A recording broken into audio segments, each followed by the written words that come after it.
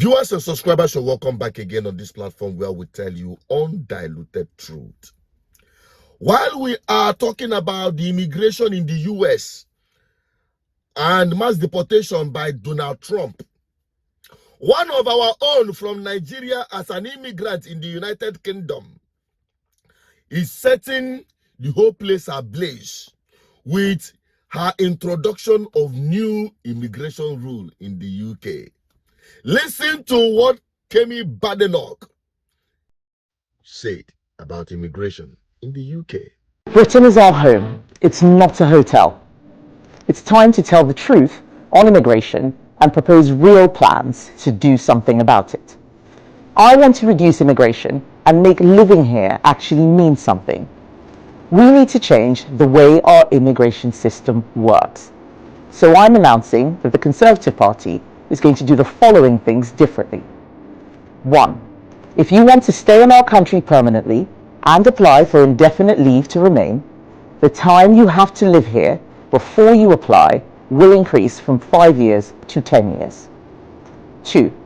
You will have to be a net contributor with a high enough salary, especially if you want to bring family members with you. And if you've got a criminal record, you're banned. 3. If you've claimed benefits or need social housing, you can't even apply. 4. We will increase the time before you can apply for a British passport from 12 months to 5 years, meaning it will take a minimum of 15 years to start an application. 5. If you enter this country illegally or outstay your visa, you will be banned from ever gaining leave to remain or a passport. These changes, on top of a strict numerical cap on numbers, will constitute the most robust changes ever made to our immigration system. Lower numbers, secure borders, and an immigration system that finally works for the British people. This is another step in our plan to control our immigration system.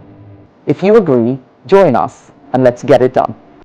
Good. I know and I'm sure many Nigerians are not finding it funny with Kemi Badenoch's statement and position on immigrants.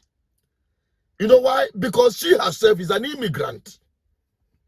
Her parents are immigrants to the United Kingdom. It's not just only about Nigerians, but all immigrants in the United Kingdom. This time, not talking about even illegal immigrants, but targeting legal, high-skilled immigrants in the UK. I must say, just like people will always say in the adage or proverb, that when a slave becomes a king, the community will suffer it. And in Igbo local palace, we'll have it that o feke moteta to bo here, osinine dino here mbutu. Meaning that when a fool learns how to brush his teeth with chewing stick and enters inside the bush, all the trees will be brought down. This is exactly what Kemi Badenoch is saying by this introduction of the new immigration rule in the UK. Come to think of it, you know, I have been an advocate of African high-skilled persons remaining in Africa to fix Africa. That this high-skilled migrant route being, you know, shone out by Western and developed economies of the world is nothing but modern slavery. And this one is playing out very clear in black and white.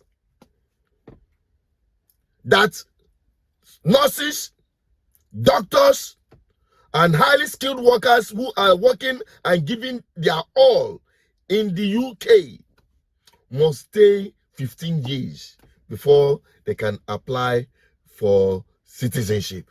10 years before they can get indefinite leave to remain. And you know what that means? Throughout this period, you know that these people don't have access to public fund. They will tell it to you clearly when you are applying. And you'll be paying through your nose for anything whether housing or through your taxes and the rest of them, you are going to be paying through everything that you have in the UK by your sweat. Now, let me inform Kemi, because when you talk through to power, I will support you, the one where you the Islam Nigerian government. I will come to that one. But you see, this one, this your immigration policy is a big nonsense. And it will be to the detriment of Britain. You know why? How many indigenous doctors of British extraction that are still operational in the UK, are still in service in the UK? Majority of their workforce in the UK are immigrants. Then you must subject them to this. Then they'll be looking for another alternative, other countries. But unfortunately, not Nigeria, not Africa, but other developed countries where they can have a better pay and also more secured environment. Because what you're saying in essence is that they are not welcome in the UK anymore, that they should look elsewhere. And you know what will happen to the healthcare? You know what will happen to the GP appointments? You know what will happen? You know, this is part of the things that made me say, you see me?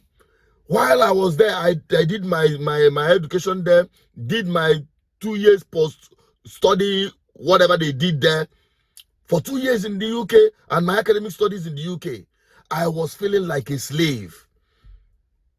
Because you are going to be putting in everything. Whereas the people who are the ones they call indigenous of the UK, the Oyibos of the UK, the ones that, do they work? Do they even work? It is the blood of the immigrants that grinds the wheel of their economy. And yet, you are not appreciated. You are not even welcomed. If she is focusing on baby cultural difference, that is where they should, British people should even be concerned about. Because their system have been bastardized, their cultural value have been bastardized by people who leave their country to impose Sharia in their country. They are not interested in that, but they are after highly skilled workers who are bringing in their best. How many Arab doctors do you see flocking the UK or Western world? They are in their country. They are in the Saudi Arabia. They are in their, Lebanon and all of those countries that they have already developed their own economy in the Middle East. The only thing they export to the Western world are extremists through crisis. But those who are coming in with their skills, you are subjecting them to they will leave UK. And that's why staying in the UK was a terrible experience for me personally. And to be honest with you, I have no regret coming back home. Despite the fact that here is unworkable. Despite the fact that here is a den of wickedness by political class that have made lives unlivable for the people because of bad governance. I'm still much better off to a large extent staying back home. I'm telling you honestly, you may not understand this. I know a lot of people this time, everybody want to madness to submit themselves as modern slaves. Why can't we stay back home and fix here? That is my own take. I'm not interested in Kemi. Kemi is a used slave that is continuing to be used. She wants to become the prime minister. Go on. But after they use you, don't worry. They will place you where you belong. I'm telling you honestly. And that is the simple truth. I saw a man who was, celebrating 35 years of being in the UK. When he was almost being deported. He was celebrating it, asking people not to give up. Well, tomorrow, the children of this same man will be like Kemi Badenoch. You can imagine that. So that is, in fact, I don't know the madness in Africans whom God has blessed beyond imagination, both in natural and human resources. We are all seeking to jackpot, to go and become slaves, to submit ourselves as modern slaves to these countries. Whereas, we can make here a better place, much more better than what you have out there. What if you came where? They are being left behind technologically wise, even in modern gadgets and the rest of them. Tell me what UK have in the first place. If not for the fact that there are people who will just go and train their children in a more secure and serene environment, who will want to be in the UK or even most of these Western countries? And at the end of the day, you even lose your children to the society. I'm telling you, how many of them were able to bring their children back home? So this thing must stop. We Africans must rise up to the occasion. We should not just get mad because we are being refused citizenship of your colonial masters, whereas we can fix here. Why are we running away? Who are we running away and leaving home for? All our doctors have left Nigeria and Africa, leaving us with only native doctors and Indians the man as their nurses. May God help us. But we must help ourselves. And that is the purpose of GGM. I'll continue preaching this message. You guys in diaspora must continue encouraging us. I appreciate those who are encouraging us in this our ministry, because this advocacy had come to stay. And until the people rise up to the occasion and embrace this truth, there is no freedom for we Africans anywhere we go to in the world. We'll continue being slaves. And that is why we must capture every opportunity to have good governance. When it avails themselves, we must desist from being used to install criminal elements, never do well, charlatans, as your political leaders, no matter what. They have weaponized poverty and hunger.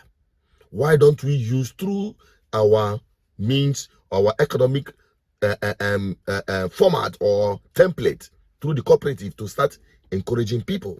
That is why we have GGM cooperative, so that we preach what we do, what we preach. So my people, I just want to, keep it short this way. Let me just end it like this and hope that this message makes sense to us.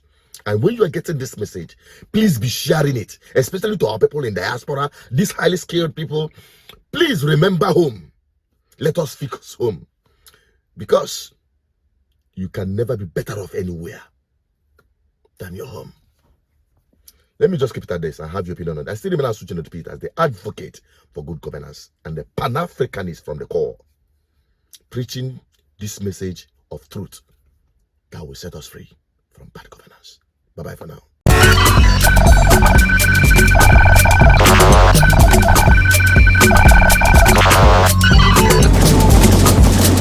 GGM, uniting the people for good governance.